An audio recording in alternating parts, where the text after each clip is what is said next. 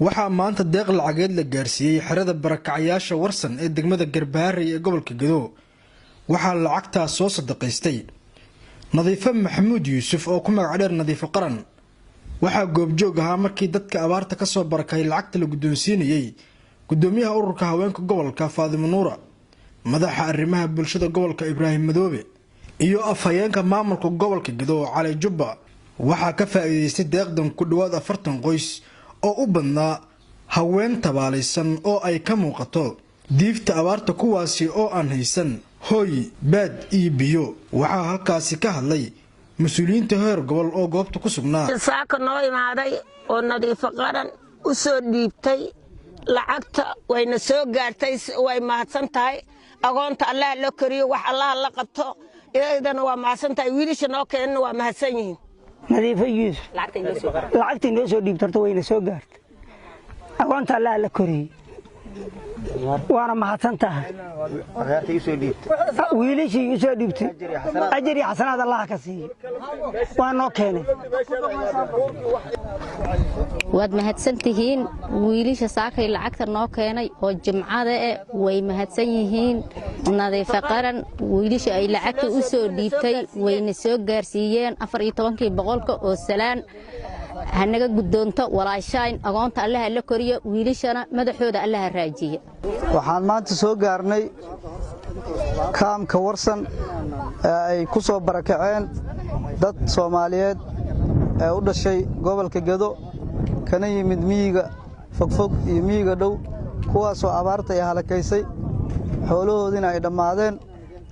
waxaan soo gaarsiinay deeq lacageed oo ay soo dhiibatay gabadha walaasheena ee la yiraahdo Nadiifo Yuusuf kuna magac dheer Nadiifo Qaran. deeqdaasi oo ay noo soo wakiilatay waxaana halkaan ku nimid gudoomiyaha ururka haweenka gobolka Gedo, gudoomiyaha arrimaha bulshada gobolka Gedo iyo aniga saddexdanada ayaa halkaas soo gaarnay. waxaana gaarsiinay dadkii loogu talagalay deeqdaasi iyadoo kaash ah si dadka ay duruufahooda maalmeed ugu xaajeystaan uguna dana gutaan. sababtoo ah waxaana loo soo dhiibay waxay ahaayeen waxaan badnayn oo lacag ah.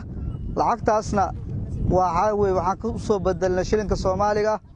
dadkii halkan ku sugnaa ma wada aan gaari karin, way badnaayeen, rag iyo dumar iyo caruur ayay isugu jireen iyo waayeel. aad bay u nuglaayeen. intii nugleed ayaan ka xulannay 30 iyo dhowr qoys ilaa 40 qoys dad ku dhow ayaan ku wareejinay deeqdaas lacageed oo qadam maalmeedka ah.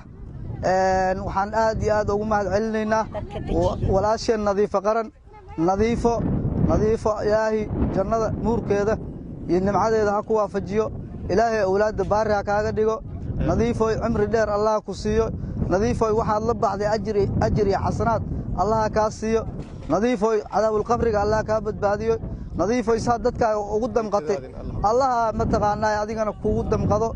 nadiifo wanaagaad samaysay Allah kuugu bedelo xasanaad dheeraad ah insha Allah. gabadha Nadiifo Qaran ah intay samaysay iyo in la mid ah dad samayn kara jiro oo gudaha joogo iyo kuwa dibadda jiro, laakiin Ilaahay ma waafajinin.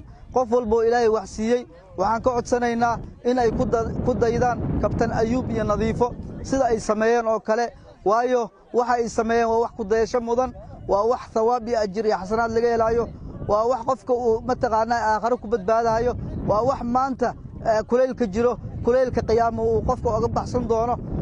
marka walaalayaal waxaan ku boorinaynaa Nadiifo Qaran iyo dadka la midka ah waxa ay sameeyeen wanaaga ah inaad samaysaan, dadkiina u soo gurmataan. haddaan annaga iscaawino Ilaahay wuu na caawinayaa. irhamu min fil ardi yarhamukum man fis samaa. wuu yiri Nabiga calayhi salaatu wasalaam u naxariista dadka dhulka joogo, cirka ayaa leenkaga naxariisanaya. sidoo kale inaan u shukrino qof kasta ee dadka naga wax siiyay. xadiiska Nabiga tilmaamayo ma la yashkuru naas la yashkurullah. qofkan u mahad celin dadka Ilaahay uma mahad celinin. mahad balaaran ayaan u celinaynaa Ilaahay subxaanahu wa ta'aala. kadib dadkii wax taray dadkanaga waan u mahad celinaynaa. abaalkoodana insha Allah waa gudi doonaa. qof kaste oo xabad ma taqaanaa bariis ah ummadan soo gaarsiin kara ama koob shaahana waa ka gudoomaynaa waana gaarsiinaynaa insha Allah. maanta waxay haystaan malahan, dhar ma haystaan, guryo ma haystaan, alaab ma haystaan, gogol ma haystaan, cunto ma haystaan, biyo ma haystaan, daawo ma haystaan. intaas adinka waa haysataan qaarkiin, laakiin ayaga maanta ma haystaan. ilaahay uma weynin, laakiin wuu imtixaanahayaa abaartaas. ilaahay uma weynin inuu mataqaanaa inta haysataan in ka badan ayaga uu siiyo. ilaahay uma weynin adinka saad wax ugu soo dhiibaysaan inay ayaga dad wax ugu dhiibaan. ilaahay subxaanahu wa tacaala ayaa ku mahadsan. waxaa kaloo u mahadcelinaynaa dadka deegaanka ee dadka walaalahooda halkan dejiyey ee dhulka siiyey ee soo dhoweeyey. ayagana mahad ballaaran ayaan u soo joodinaynaa. khayr allah idin siiyo. haddaa adinka barakacdaan waa idin soo dhoweyn lahaa. dadka miyiga qof ka deeqsisan ma leh. baadiyaha markaad tagtaan waa aragteen, shaahay idin kariyaan, xoolahay idin qalaan, sidaa aragtay idin soo dhoweeyaan, way idin loogaan. waxaa weeye nolosha Soomaalida waxay ku tiirsan tahay miyiga. haddii dadkanaga miyiga ay baaba'aan, noloshoodana ay baaba'do, magaalo laguma noolaanayo. ogaada reer magaalow, dibad laguma noolaanayo. ogaada waxa lagu noolyahay waa reer miyiga. xoolahaasaa lagu noolyahay. xoolo dhaqataannahay. xoolahanaga hadday baaba'aan, dadkanagana way baaba'ayaan. dadkanaga aan badbaadsanno, xoolahanagana aan badbaadsanno. maanta halkan waxaan isugu nimid annagoo ah maamulkii gobolka, ururka haweenka anoo ah arrimaha bulshada ee gobolka, afhayeenka ee gobolka Cali Jubbo.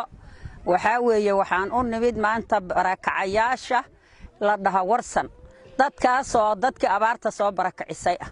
ma aha kulligood inaan wax siinay. waxaa weeye qayb ka mid ah ayaga oo yar oo badnayn baan maanta wax siina. waxaana lacag deeqdaas ay naga soo gaartay gabar la dhaho Nadiifo Yuusuf oo Nadiifo Qaran ku magac dheer oo jirto dalka Canada. waxaan leenahay siday u sadaqaysatay u niyootay, allaha u barakeeyo deeqdaas ay soo gaarsiisay dadkaas dhibaataysan. waad aragtaan dadka meesha tuuran, haween iyo caruur buu u badan yahay, ragna waa ku jiraa. wixii ilaahay wax siiyey gabdhaha Soomaaliyeed gobol kasta ha u dhasheen oo qurbaha jiro, kuwa wax ilaahay siiyey ganacsatada meel kasta oo Soomaaliya ah, waxaan rabnaa inay arkaan dadkan dhibaatadu hayso. waa koox yaroon ka soo goynay hadda, koox kale oo ka horeysayna wax yar oo raashin ah loo qaybiyay. deeq ilaahay baa bixiyo, ilaahay bay gacantiisa weyn tahay. waxaan leeyahay dadka ilaahay wax siiyey iyo qurba joogta iyo qaas ahaan gabdhaha calool lugul waxa wax noo soo gaarsiinayo noo soo turturaya gabdhaha u badan. waxaan leenahay in ay u soo gurmadaan dalkooda iyo dadkooda ay samanta bixiyaan. dawladda federaalka, qaramada midoobay, hay-adaha deeqda bixiya, ilaah baa deeq bixiya. waxaa weeye waa idin sheegnay dhowr jeer baa maaragtay baaq idin jeedinay. baaq annaga jeedinayna waad aragtaan. dadkii oo idin sheegayna waa kuwa dadkii maaragtay ilmahoodii qaarkooda oon bannaan ku soo laayay. haddana wixii yaroo soo gaaray kuwaan aad arkaysaan way qiib ay ka mid abaa maaragtay hadda saaka gabar oo Nadiifo Qaran la yiraahdo ee wax yaroo lacag ay soo sadaqaysatay baa maaragtay maanta jimcaha aan soo gaarsinay.